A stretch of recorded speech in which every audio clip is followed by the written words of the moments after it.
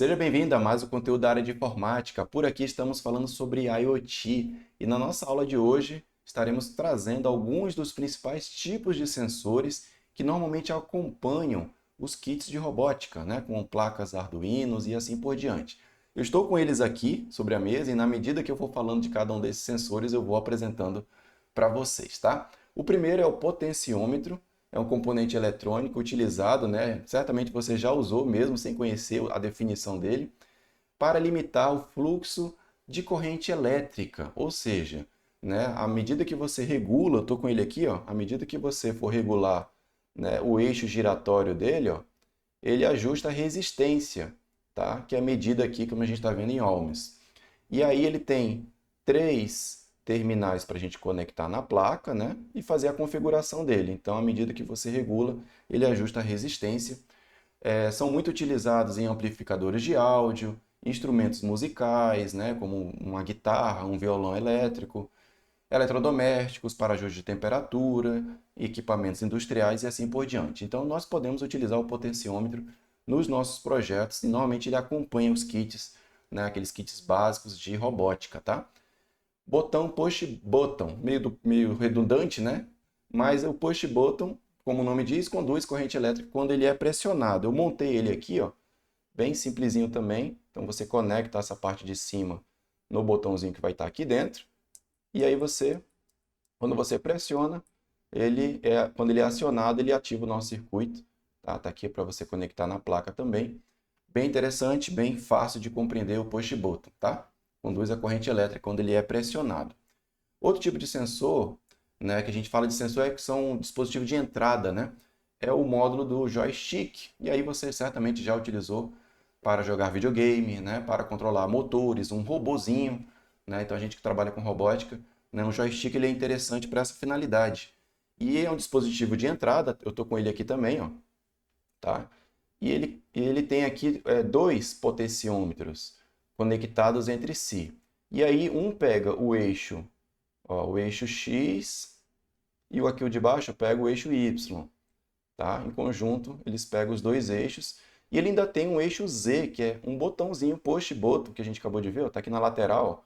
E aí quando eu pressiono ele aqui, ó, ele aperta, cadê aqui, ó? Ele aperta o botãozinho que está aqui na placa, ó, tá? Esse é o botãozinho bem aqui embaixo.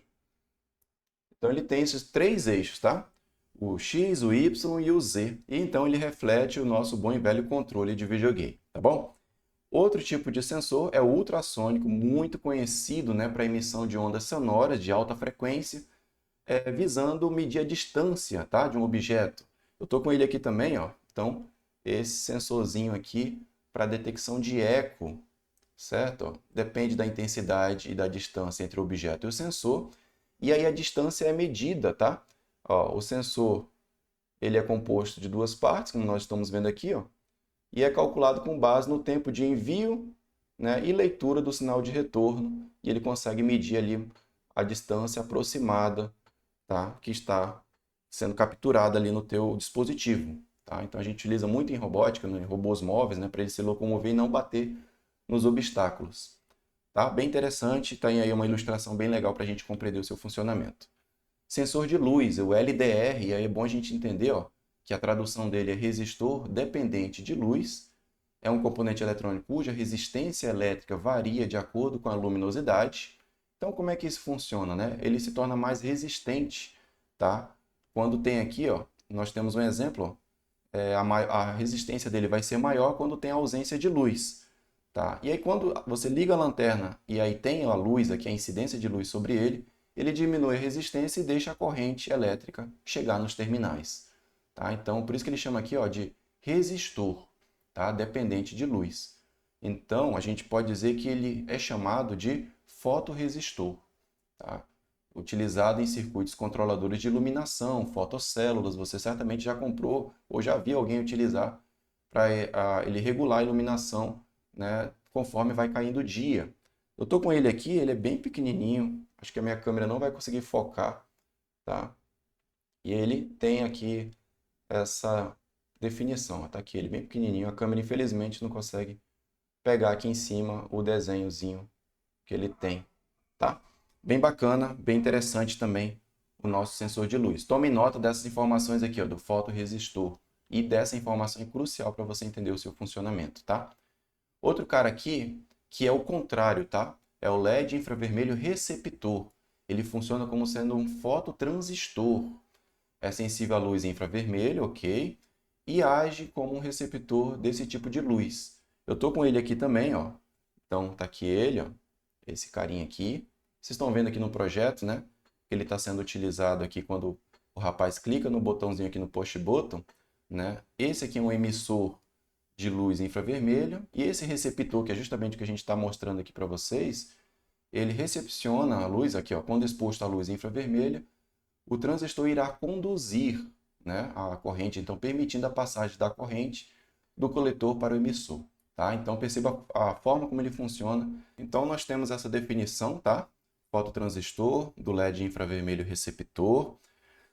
Que mais? É importante anotar, tá? Essas informações. Kit controle infravermelho é composto por um controle remoto, emissor de infravermelho, eu estou com ele aqui, ó, tá? Esse aqui é o nosso controlezinho, tá? De infravermelho. Ele tem um receptor de IR, né? Do infravermelho, que é esse cara aqui, nosso receptorzinho, ó.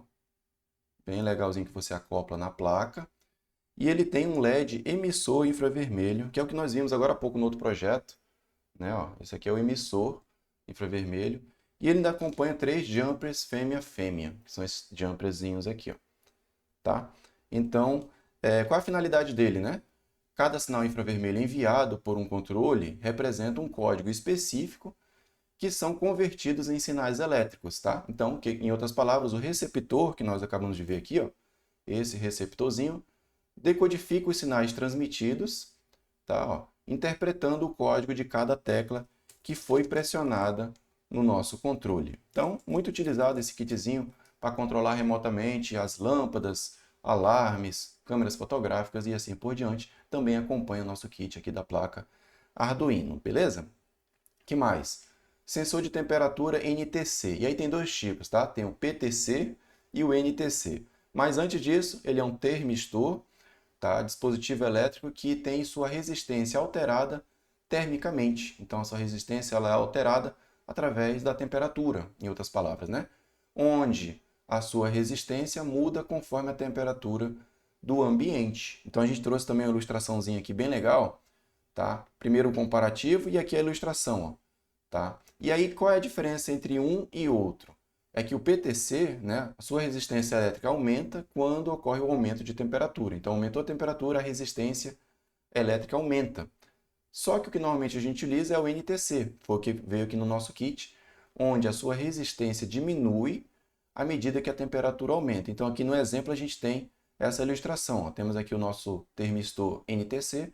Quando aumenta aqui a temperatura, ó, o calor, né, ele diminui a resistência, né, à medida que a temperatura aumenta.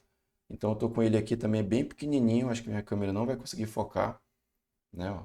Tá aqui ele, ó, bem pequenininho, infelizmente a câmera não consegue focar, tá? Então, ele é um sensor de temperatura NTC. Então, é importante você compreender porque eles são diferentes, né, em suas finalidades, em seu modo de uso, tá? Seu funcionamento. Então, anota essas informações que é muito importante. Que mais? Sensor detector de som ou de palmas, né? E é um módulo eletrônico desenvolvido para detectar ou medir a intensidade sonora de um ambiente. Tem aqui as principais informações dele. Deixa eu mostrar aqui para vocês, ó. Tá aqui o nosso sensorzinho. Aqui é a parte do microfone, como vocês estão vendo aí, né? Aqui a gente tem o nosso tribolt aqui, ó, que ajusta a sensibilidade do som que ele vai capturar. Você pode colocar aqui a sua chavezinha de fenda, né, e regular para um lado e para o outro para ajustar a sensibilidade. Além disso, ele tem os LEDzinhos aqui, ó, de um lado e do outro. Um para quando ele está ligado na alimentação, tá passando corrente, né? E o outro quando ele está o LED de saída, né, do sinal acionado, tá? Quando ele está acionado, está capturando, ele está pegando aqui o outro LED, tá? E vice-versa, tá aqui. Eu estou mostrando um e outro aqui, mas ali em cima tem a posição certa, tá? E aí o ponto importante também é anotar aqui as duas saídas dele. Ele tem uma saída analógica, cadê? Tá analógica e outra digital. Para quando que a gente usa a saída analógica? Para quando a gente deseja medir a variação do som, que na saída analógica ele permite você pegar toda a variação, né, e medir. Por isso que ele fala que é um detector de som. E por que de palmas? Porque normalmente a palma você só quer saber se está ocorrendo ou não um barulho, né? Então, normalmente é aqui na saída digital. Ideal quando se deseja detectar algum som. Sim ou não? Está acontecendo barulho? Sim, não, 0 e 1, né? Verdadeiro ou falso? Ah, então é na saída digital que ele mede a questão da palma, tá bom? Só para a gente anotar aí as duas formas da gente trabalhar com esse tipo de sensor. E o próximo sensor é o sensor de inclinação, né, ou vibração, né, e vibração, interruptor sensível que possui em seu interior um par de esferas. Eu estou com ele aqui também, ele é bem pequenininho, mas dá para visualizar, né, ó, tá? E como é que ele funciona, né? Ele opera com um botãozinho de liga e desliga de acordo com a inclinação. E ele tem essas esferazinhas que elas correm para um lado e para o outro aqui dentro. Aqui não dá para vocês escutarem, mas quando a gente movimenta, a gente sente a bolinha batendo de um lado e do outro, tá? E aí, basicamente, o sensor ele está desligado, na verdade, o circuito ele fica aberto, ó, ou seja, está desligado, quando ele está numa inclinação no meio, né, que aí as bolinhas não estão encostando aqui do lado B, ou então quando ele está inclinado para o lado A aqui. Se ele estiver inclinado para o lado A, a bolinha vai encostar aqui, o circuito vai ficar aberto, então ele está desligado. Tá? Então, inclinou aqui para o lado A, e aí ele fica desligado. Mesmo estando no meio, ele fica meio desligado. Mas quando você inclina para o lado certo aqui, que é o lado B, aí ele liga, né, que as esferas encostam do lado dourado, ó, sensor inclinado no sentido do terminal dourado, e aí o circuito fica fechado, tá? E ele se torna ligado. Então, bem importante a gente entender também o seu princípio de funcionamento. Isso aqui é muito interessante para você medir a inclinação, né? Você está com um robozinho, quando ele sobe uma rampa, e aí você coloca esse sensor, ele também detecta ali que está inclinado e aciona algum tipo de força, né? Tá? Então ele é bem interessante para diversas finalidades. Certinho? Então nós trouxemos aqui os principais sensores. Tem outros, tá, que acompanham o kit. Não deu tempo de mostrar, porque senão fica muito longo, tá? Mas é muito fácil de você consultar essas informações também no manual, tá? De quem fornece os kits. A gente vai estar falando ainda mais para frente também dos atuadores, logo na próxima aula, como é que funcionam os atuadores, quais são os atuadores que vêm nesses kits, né, de robótica, vou estar apresentando logo na sequência. Se você não é inscrito, se inscreve no canal para você ficar por dentro aí de todos os conteúdos. Te convido a conhecer as minhas redes sociais, eu estou produzindo material também, vídeos curtos lá no TikTok, no Instagram produzindo alguns materiais de conteúdos da área de TI também.